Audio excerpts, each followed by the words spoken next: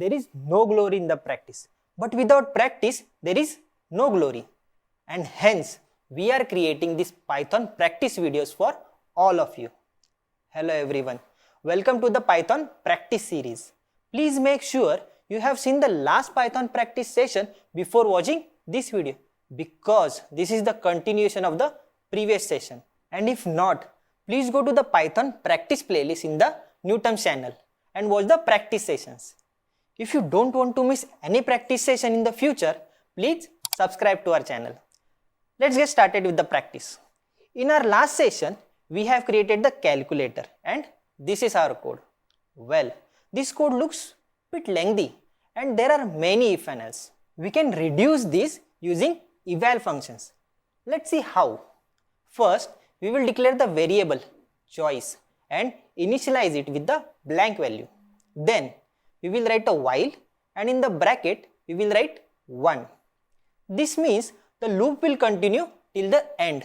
It's called an infinite loop. Then, we will display the 5 choices.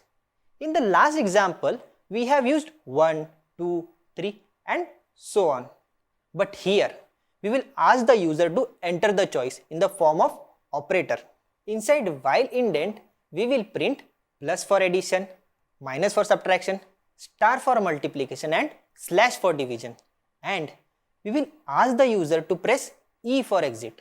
Now, we will accept the input in the variable choice like this. First, we will write the condition for choice E.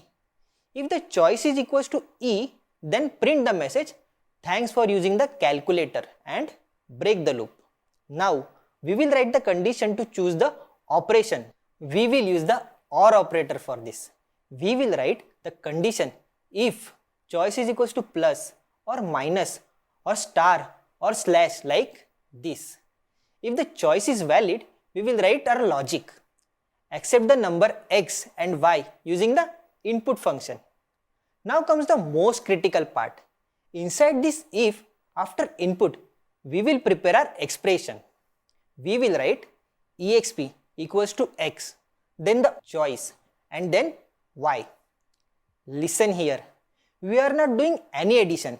Here we are creating the string.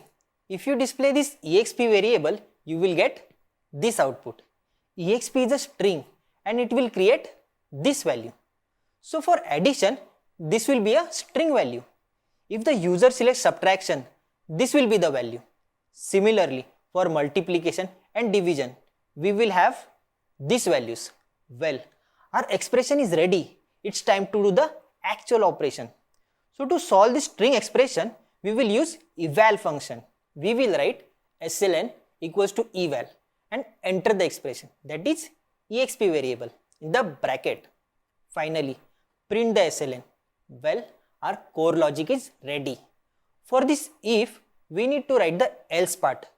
Print a message invalid choice and rerun the loop. Let's run the code. Enter the choice as %. Well, we got the output as invalid choice. You see, the program is still running and it's asking for a valid choice because the code is in an infinite loop. Now, enter the choice minus and then the input values as 5 and 2.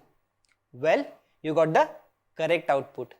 You see, Python offers many such functions to simplify coding and reduce the efforts for developers. We will be studying many examples in the coming Saturdays. Please subscribe to our channel to get alerts and notifications. Thanks for watching.